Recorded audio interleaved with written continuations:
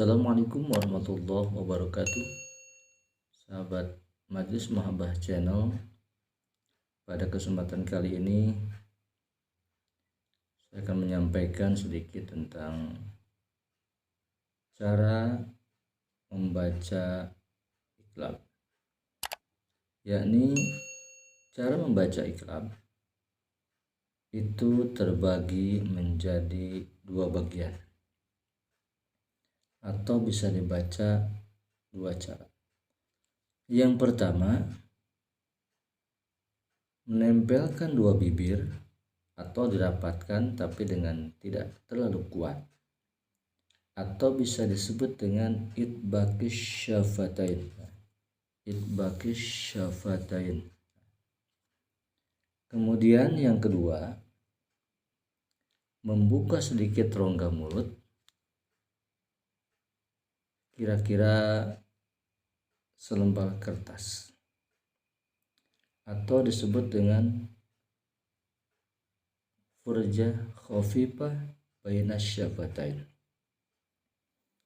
Nah, contoh bacaan yang pertama tadi ditutup bibirnya atau itbaq atau itbaqis syafatain, tutup antara dua bibir.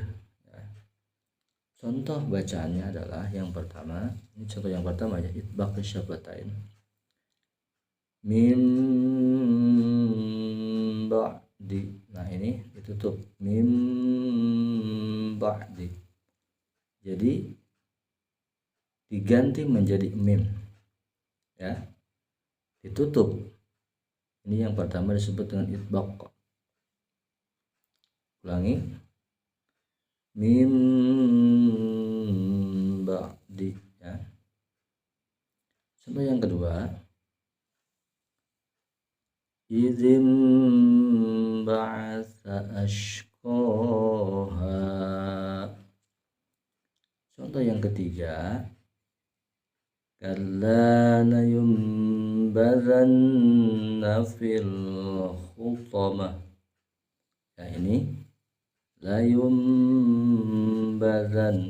ini ditutup atau disebut dengan itbaqis syafatain. Ya. Idzim ba'atsa ashqaha. Idzim, nah ya. Atau kembali yang pertama, mim ba'di. Nah, itu contoh cara membaca iqlab cara yang pertama, atau disebut dengan itbaqis syafatain dengan dirapatkan bibirnya. Nah, cara yang kedua tadi ya, membuka sedikit rongga mulut atau disebut dengan furjah. Lengkapnya adalah furjah khafifah bainas syafatain. Ya, contohnya sama ini. Yang pertama dirapatkan, kalau yang kedua dibukakan sedikit ya antara dua buah bibir sekiranya satu helai kertas. Jadi jangan terlalu terbuka bibirnya. Contoh seperti ini.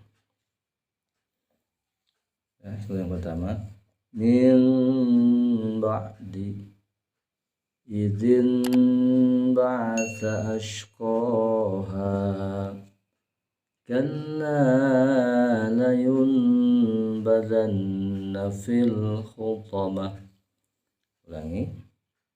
Min ba'di idzin ba'atsa ashqaha kalla la yunbazanna fil khutamah. Jadi ada dua cara. Kalau yang pertama dibaca itbaq itu betul. Tadi mim ba'di ya. Kalau ada yang membaca cara yang kedua sebut furjah min ba'di, itu juga betul. Cuman yang banyak ya membaca adalah itbaqis syafatain ya. Tapi kalau ada yang membaca furjah itu boleh, karena ada dua cara. Jadi di mana ada orang yang membaca iklab dirapatkan bibirnya idbaqi syafatain, maka itu betul. Kalau yang dibuka sedikit juga itu betul, atau disebut dengan furjah ya. Jadi jangan menyalahkan kalau ada yang membaca salah satu di antara dua. Jadi kenapa banyak yang membaca yang pertama idbaqi syafatain? Karena ini lebih mudah. Kalau yang kedua memang agak sulit ya. Ulangi, cara membaca iklab ada dua bagian. Bisa dibaca idbaqi syafatain, bibirnya ditutup rapat. Yang kedua dibaca furjah khafifah baina syafatain. Nah, ini contohnya. Kalau dibaca idbaq dirapatkan mim ba'di. Kalau dibaca furjah min ba'di ya, jadi tidak dirapatkan, dibukakan sedikit. Itu disebut dengan furjah. Idzim ba'atsa ashqaha. Nah, itu disebut dengan idbaq syafatain. Kalau dibacanya furjah, idin ba'atsa ashqaha, idin ya. Memang dibaca furjah agak sulit. Kalla layun layun ya, itu memang cara membaca furjah agak sulit, maka banyak orang yang memilih membacanya idbaqi syafatain.